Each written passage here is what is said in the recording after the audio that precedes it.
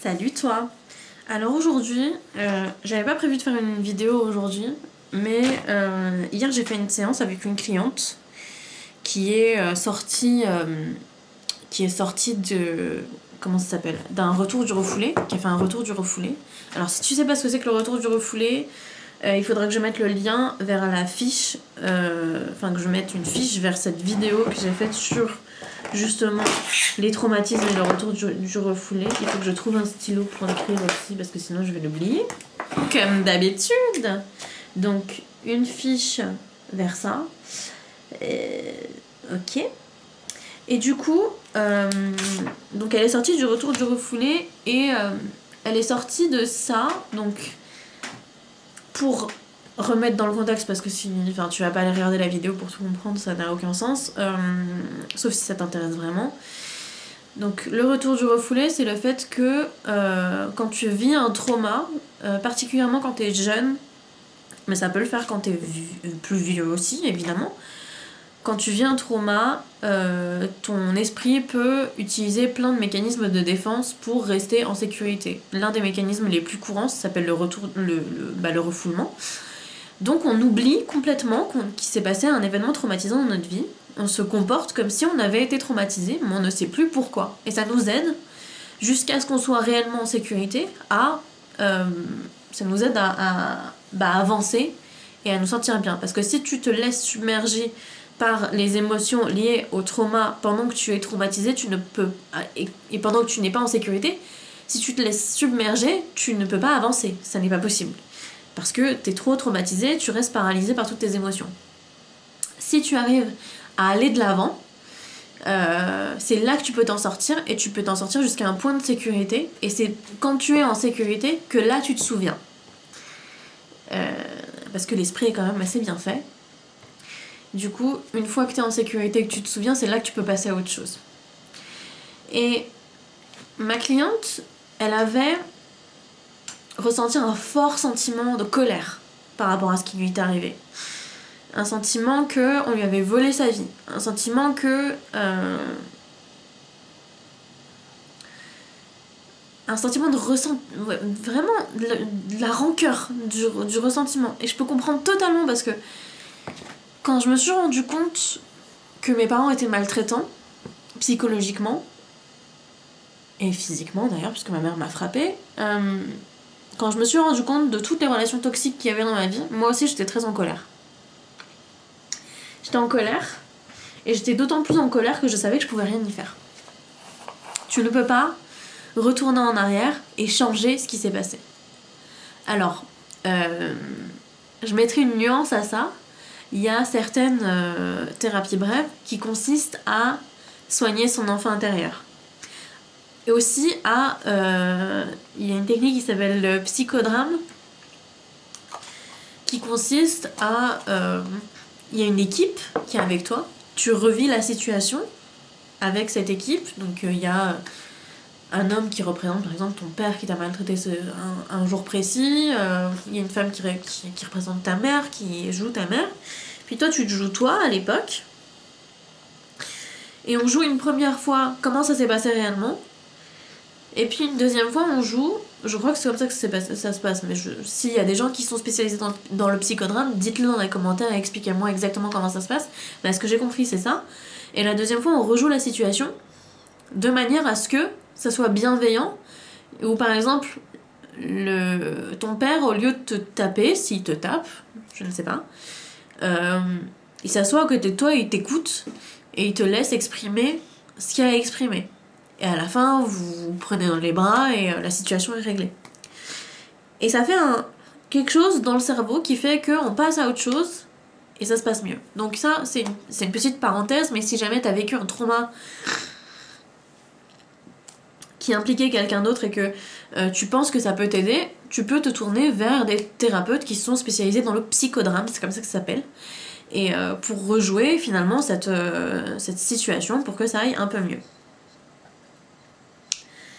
Donc le titre de la vidéo normalement c'est les bénéfices cachés du trauma, les 3 bénéfices cachés du trauma, et c'est ce dont on a parlé avec ma cliente hier. Je sais que c'est difficile de se dire on peut trouver quelque chose de positif dans une situation aussi terrible que d'avoir été maltraité, d'avoir été violé, d'avoir été agressé. Mais si. Et je suis pas en train de dire qu'il faut se faire violer pour avoir tous ces bénéfices dans la vie, pas du tout. J'essaie juste de trouver un point de vue plus bienveillant, plus positif, pour sortir de cette colère-là, passer par ce moment de tristesse où on est triste pour ce qui nous est arrivé, et ensuite passer à autre chose et se dire voilà, j'ai assez de résilience pour utiliser ça, pour faire quelque chose de positif dans ma vie. Du coup, le premier bénéfice caché du trauma, c'est que maintenant que tu sais que t'as été traumatisé, maintenant que tu sais que t'as été maltraité, maintenant que tu sais que ça t'est arrivé, et bien tu sais aussi que ça t'arrivera plus jamais. Tu te remettras plus jamais dans une situation où tu seras manipulé par quelqu'un de toxique. Tu seras plus jamais dans une situation où tu seras paralysé par la peur, parce que maintenant tu sais ce que c'est et tu peux te défendre. Tu auras appris quels sont tous les mécanismes de la maltraitance et tu sauras les échapper. Tout ça, ça t'arrivera plus en fait. Ça t'arrivera plus parce qu'aujourd'hui t'es éduqué à ça. Et c'est hyper important en fait parce que une fois que tu te rends compte de ça, tu te sens en sécurité. Une fois que ça t'est arrivé une fois, je vois pas pourquoi ça t'arriverait une deuxième fois, parce qu'une fois que tu connais les indices, il y a plus rien qui peut te faire retomber dans le truc. Mais il faut les reconnaître. Et il faut être sûr et certain que c'est ce qu'on a vécu. Et c'est ce qui m'amène à mon deuxième point. C'est qu'une fois que on a été complètement détruit par ce genre de trauma, une fois qu'on s'en rend compte, on apprend à se faire confiance. Et à faire confiance à sa perception des choses et à sa perception de la réalité. Et reposer sur les faits pour construire une communication qui est explicite et qui est directe et qui est sincère. C'est-à-dire que ce qu'elle m'a dit hier, cette cliente par exemple, c'est que elle parlait avec un mec sur Tinder qui utilisait plein de techniques de manipulation sans même s'en rendre compte lui, parce que de toute façon les bourreaux c'est ce qu'ils font, hein, ils se rendent pas compte de ce qu'ils sont en train de faire quand ils manipulent les gens. Elle se rend compte de ça et elle lui explique ce qui est en train de se passer. Et plutôt que de lui dire, ce mec, plutôt que de dire à ma cliente ouais je suis désolée, j'ai pas fait exprès, j'ai vraiment envie de respecter tes émotions et c'était pas du tout mon intention ce que j'ai fait, il a préféré lui mettre sur le dos et lui dire qu'elle était folle et que c'était pas du tout ça et utiliser d'autres techniques de manipulation pour réessayer de l'influencer, ce qui n'a pas marché. Et pourquoi ça n'a pas marché? Parce qu'elle s'est éduquée sur les techniques de manipulation. D'ailleurs elle a lu le livre Manipulation et influence. Communication et influence? Manipulation et influence? Je ne sais plus. Un livre sur la manipulation en tout cas. Elle a aussi décortiqué pendant toute son enfance comment ses parents l'ont traitée, puisqu'elle a des parents maltraitants psychologiquement aussi. Et du coup, son expérience, ce trauma-là, le trauma d'avoir été en couple avec quelqu'un de toxique aussi, et ben ça lui a appris aujourd'hui qu'est-ce que c'était que quelqu'un de toxique, comment on l'évite, et comment est-ce que ces gens-là peuvent ne plus nous faire mal en fait. Parce que là, avec ce mec de Tinder, elle m'a dit clairement, ce mec, avant je serais complètement tombée dans le panneau. Et là, elle a pu l'éviter. Elle a eu la confiance nécessaire pour dire, ce que tu fais, c'est de la manipulation, parce que, tac tac tac, les faits, et ensuite je ressens que, et j'ai besoin que. Et à partir du moment où on répond à tes besoins avec quelque chose de négatif, c'est qu'on n'est plus dans l'empathie. Et qu'on est dans la toxicité d'une relation complètement perverse est affreuse, quoi, et manipulatrice et maltraitante. Donc voilà. Et la troisième chose qui est à la fois géniale et à la fois terrible, un peu comme toute cette situation, le fait de vivre en trauma, c'est terrible. Le fait de connaître par cœur les gens qui te manipulent, c'est terrible. Parce que ça veut dire que tu l'as vraiment expérimenté dans ta vie avec tes émotions. Et c'est affreux. Mais en même temps, c'est génial. La troisième chose, c'est que la douleur, cette douleur extrême, elle t'aide à expérimenter ce que c'est que le vrai bonheur. Et c'est fou de se dire que parfois, on doit passer par là pour savoir ce que c'est que le bonheur. Mais c'est vrai. Le simple fait de se dire... Aujourd'hui, le simple fait de me dire... je suis plus attachée par qui que ce soit. J'ai la liberté nécessaire pour pouvoir dire... Je ne me sens plus obligée d'aller à certaines soirées, je ne me sens plus obligée d'aller à certaines réunions, je ne me sens plus obligée d'appeler, de répondre, Je suis obligée de rien. J'ai la liberté totale, une liberté psychologique, psychique totale. C'est incroyable, c'est un bonheur incroyable. Je me rends compte de la chance que j'ai tous les jours en parlant à mes amis parce que eux, ils doivent répondre aux messages désagréables de leurs parents, ils doivent aller aux réunions de famille horribles, ils doivent supporter les repas interminables et moi non. Moi non. Et je réalise chaque jour la chance que j'ai de tout ça, quoi. Et c'est fou et c'est fort et c'est si fort que c'est peut-être horrible à dire, mais c'est si fort que ça surpasse tout le manque que je peux avoir d'un parent idéal ou d'une relation familiale idéale ou d'une famille ou d'une relation filiale en fait. Le bonheur que j'ai d'être en liberté, d'être dans un milieu bienveillant, il surpasse le manque de n'importe quelle famille maltraitante qui soit. Et ça c'est incroyable. C'est incroyable. Le fait d'être dans une relation amoureuse avec quelqu'un qui me respecte et qui ne me maltraite pas et qui n'est pas agressif, qui n'est pas violent et qui... Ouais. Et bien tout ça, je pense que je l'aurais jamais vécu si je m'étais pas rendu compte que je vivais encore et encore et encore des traumas. Je m'en serais jamais rendu compte. Je serais retournée à chaque fois avec des mecs qui sont pervers narcissiques, qui sont toxiques, qui me maltraitent, et ça serait sûrement et certainement allé de plus en plus fort jusqu'à me faire taper, jusqu'à... Enfin... Et aujourd'hui, maintenant que je me suis rendu compte de ça, je suis dans une relation épanouissante et belle avec tous les gens qui sont dans ma vie. Jusqu'à ma monitrice d'auto-école, c'est incroyable.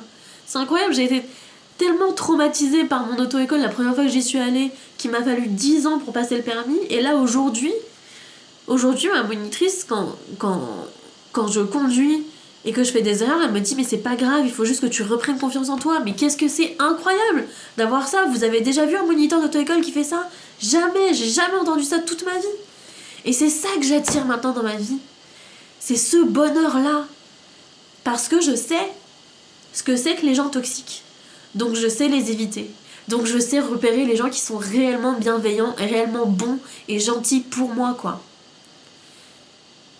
Donc c'est terrible et en même temps c'est génial d'avoir vécu tout ça. Et c'est un peu... c'est très bouddhiste ce que je suis en train de dire et ce que je suis en train de décrire. Mais quand j'ai commencé à pratiquer le bouddhisme, à chaque fois qu'il m'arrivait une merde, les pratiquants ils me disaient « Réjouis-toi ». Réjouis-toi parce que c'est ça qui annonce le changement et c'est ça qui annonce que quelque chose de génial va arriver. Et plus t'es dans la merde et plus il y a un truc génial qui arrive derrière. Et vous l'admettrez, à chaque fois qu'il vous arrive un truc de merde, derrière il arrive un truc génial. Et c'est peut-être un exercice que je devrais donner à tout le monde à chaque fois qu'il t'arrive un trauma. Quel est le bénéfice? Qu'est-ce que ça t'apporte? J'ai mon meilleur pote, Jeremy Common, qui me dit tout le temps « Ça ne t'arrive pas à toi, ça arrive pour toi. »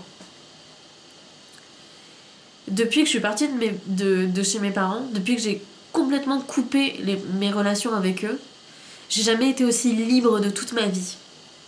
Je suis libre de dire ce que j'ai envie de dire aux gens. J'ai des relations saines et bienveillantes avec tout le monde.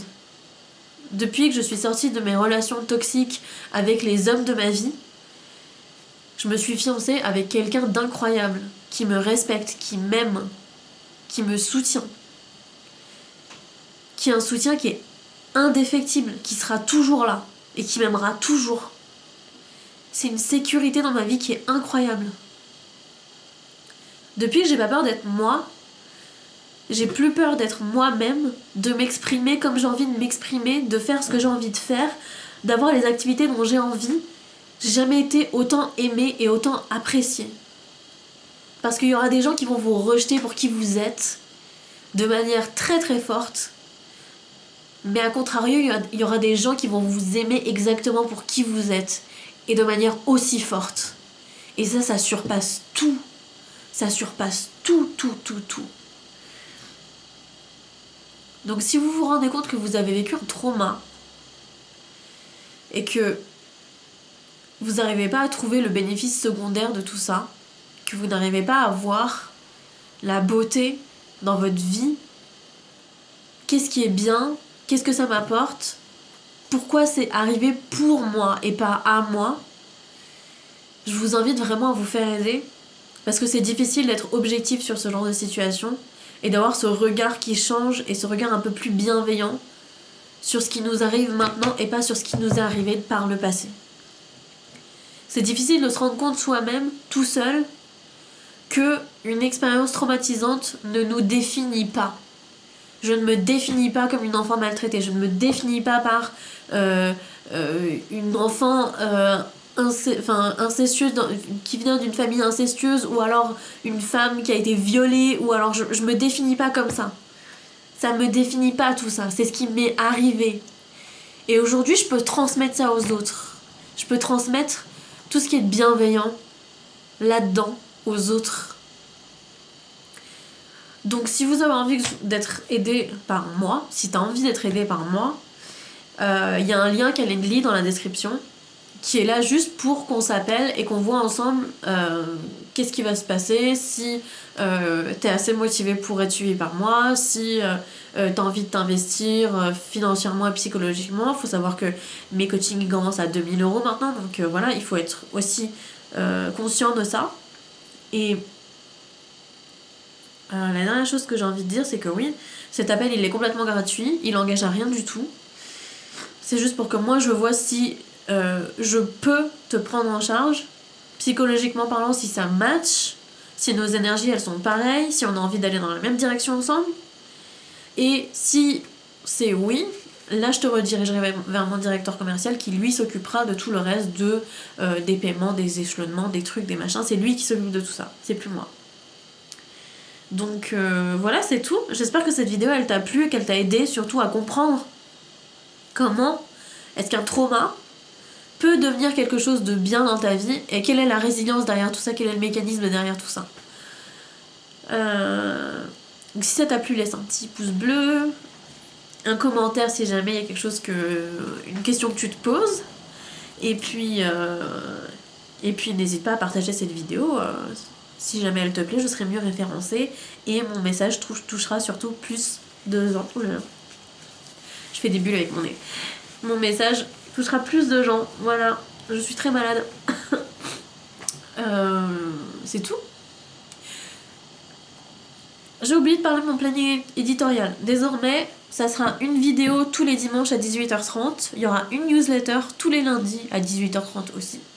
Et tous les jours un post sur Facebook et sur Instagram pour promouvoir la vidéo qui va arriver et te rediriger vers la newsletter que j'ai fait paraître le lundi. Si t'as envie de t'inscrire à ma newsletter, c'est aussi un lien dans la description et tu me trouves partout sur Facebook et sur Instagram assez facilement. Voilà, c'est tout. À la semaine prochaine. Allez, bisous.